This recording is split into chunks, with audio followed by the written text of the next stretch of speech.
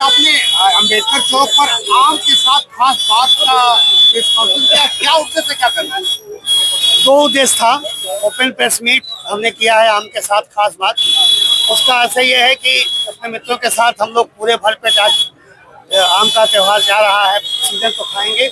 दूसरा, यहाँ के जो समाजवादी पार्टी के राष्ट्रीय सचिव और चिल्लू पार के विधायक रहे विनय शंकर तिवारी, वो यहाँ पे जुलूस निकाले थे और ये कह रहे थे कि साहब हम बाइज्जत बरी हो गए। तो हमने जजमेंट की कॉपी निकाल के अपने मीडिया को दिया है कि ये बाइज्जत बरी नहीं हुए, सशर्त बकायदे मुचलके पे जमानत इनको दी गई है। और दूसरा, ये झूठ बोल रहे हैं। दूसरी बात ये कि छोटे मियाँ तो छोटे मियाँ, बड़े मियाँ सुभान अल्लाह। छोटे महोदय जो है विनय शंकर तिवारी, वो ईडी और सीबीआई के गिरफ्त में जेल गए थे और अभी बाहर आए हैं जमानत पर। और उनके जो बड़े भाई हैं वीर शंकर तिवारी, जो इंटर कॉलेज और डिग्री कॉलेज के प्रबंधक है बड़ौलगंज के, उन्होंने 12 तरह के बिल्डिंग घोटाला, जमीन घोटाला, छात्रवृत्ति घोटाला, कार्पस फंड घोटाला, यूजीसी घोटाला, विधायक निधि घोटाला, दुकान के मकान पर बनाने का घोटाला, किराएदार घोटाला, ये तरह के 100 जमीन घोटाला, इस तरह के घोटालों की मतलब एकदम श्रृंखला लगाए हैं। पूरा का पूरा यह जो विद्यालय है, यह एक लूट खसोट का अड्डा बन चुका है और भ्रष्टाचार का अड्डा बन चुका है। एक राजनीतिक दल का केवल केंद्र है, पढ़ाई लिखाई नहीं होती, केवल लूटने के रोज नए नए हथकंडे अपनाए जाते हैं। इसी का खुलासा मैंने बकायदे किया।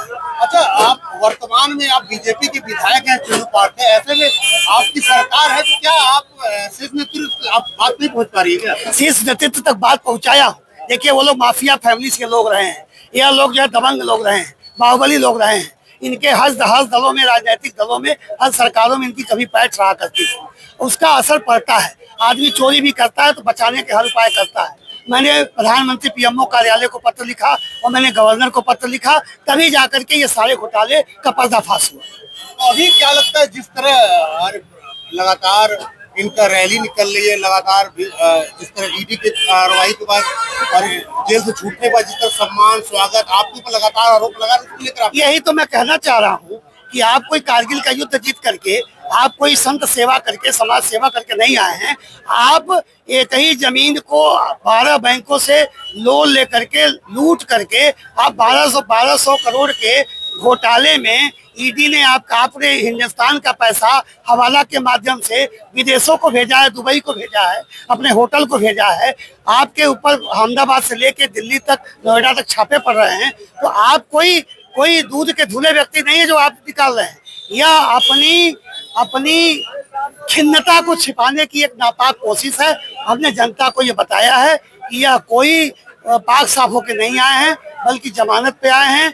और यह व्यक्ति, यह पूरा परिवार केवल लूटना, खसोटना और भ्रष्टाचार के लिए ही राजनीति में है। राजनीति में बना इसलिए चाहता है कि इनका भ्रष्टाचार जारी रहे। तो जिस तरह आपके ऊपर लगातार आरोप लगा रहे हैं, चाहे पीना हुआ चाहे भीष्म हुए, तो क्या कहना है इसको लेकर?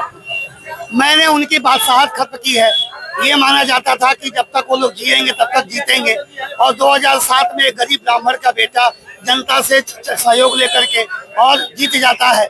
तो एक गरीब ब्राह्मण का बेटा, इन लोगों का ये है कि सांसद भी यही रहेंगे, एमएलसी भी यही रहेंगे, मिनिस्टर भी यही रहेंगे, विधायक भी यही रहेंगे। कोई और ब्राह्मण या कोई और जात अगर चिल्लू पार से आती है तो इन लोगों को नागवार लगता है, क्योंकि हमारे जरिए जनता ने इनको बार बार, पिता को 2 बार पटकनी दी, बेटे को 1 बार पटकनी दी, 3 बार ये लोग यहाँ हारे, बलिया हारे, बांसी हारे, डुमरियागंज हारे, खलीलाबाद हारे, गोरखपुर हारे, बलरामपुर हारे। तो लगातार हार से बौखला के उनको लगता है कि इन सारी हार के केंद्र में राजेश त्रिपाठी है। इसलिए वो लोग मेरा चरित्र हनन भी करते हैं, मेरा चरित्र हरण भी करते हैं और जान के भी हनन की कोशिश में लगे रहते हैं। अच्छा, अगर बात करें बीजेपी के मुख्यमंत्री योगी आदित्यनाथ, लगातार अपराधियों की कार्रवाई की जा रही, कहते हैं अपराधी है नहीं, तो क्या लगता है अपराधी है कि नहीं?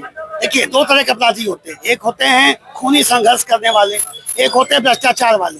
तो खूनी संघर्ष करने वालों को तो मटिया मेट कर दिया गया। अब भ्रष्टाचारियों पे नकेल कसी जा रही है। इनका भी दिन आज नहीं कल आएगा ही। भ्रष्टाचारी बिल्कुल 100% लूट और भ्रष्टाचार का अड्डा बन चुका है नेशनल डिग्री कॉलेज बड़हल।